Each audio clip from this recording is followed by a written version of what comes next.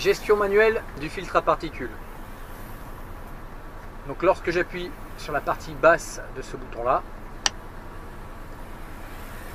j'interromps toute gestion automatique du camion du filtre à particules.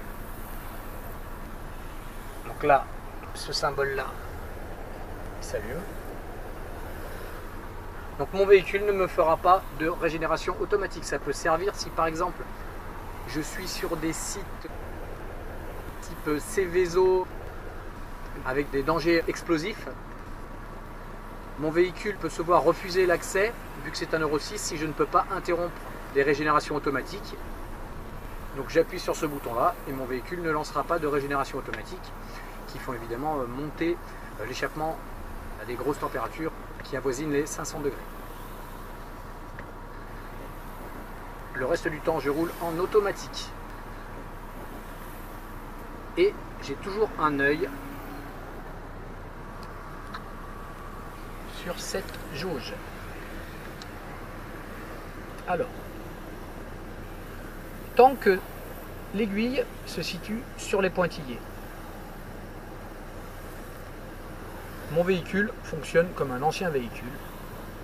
Il ne fera jamais intervenir de manière automatique la régénération. Dès qu'il apparaîtra dans cette zone avec le trait qui sera continu dans cette zone noire, l'aiguille va certainement naviguer, remonter et puis redescendre et vraisemblablement se stabiliser dans cette zone-là. Alors qu'est-ce qui se passe dans cette zone-là? Lorsque l'aiguille monte, et si par exemple je ne fais que de l'autoroute, l'aiguille va vraisemblablement redescendre parce que mon échappement chauffe suffisamment. Plus je laisse tourner mon véhicule au ralenti, plus je suis en ville, moins mon échappement est en température, plus mon filtre à particules s'encrasse.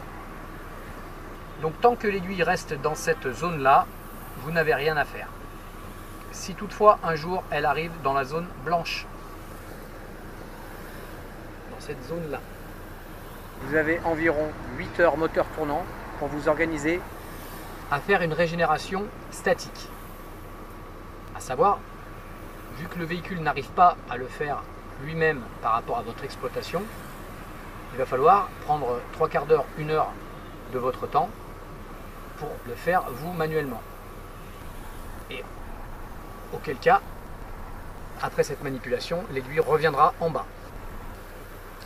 Alors qu'est-ce qu'il faut faire dans ces cas-là? Il faut appuyer sur la partie supérieure de ce bouton jusqu'à ce que la régénération se lance et attendre que la régénération se termine. Pendant tout le temps de la régénération, le véhicule devra rester avec le frein de stationnement tiré, la boîte de vitesse au neutre, la suspension pneumatique en position route, voire encore mieux en position haute.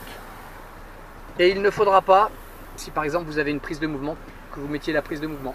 En gros, il ne faut rien faire sur le camion et attendre que ça se termine. Ça peut durer 3/4 d'heure, 1 heure. Une fois que c'est terminé, l'aiguille redescend en bas. Dès que l'aiguille rentre dans la zone blanche, vous avez en gros 8 heures de moteur tournant. Ça vous laisse le temps de vous organiser. Si l'aiguille dépasse cette zone blanche et qu'elle arrive en zone orange, il vous reste environ 1 heure. Vous pouvez le faire encore vous-même. Si vous laissez dépasser cette zone orange et que vous arrivez dans la zone rouge, vous êtes obligé d'aller au garage, vous ne pourrez plus le faire vous-même. Si vous dépassez la zone rouge, il faudra que le garage remplace votre cartouche de filtre à particules.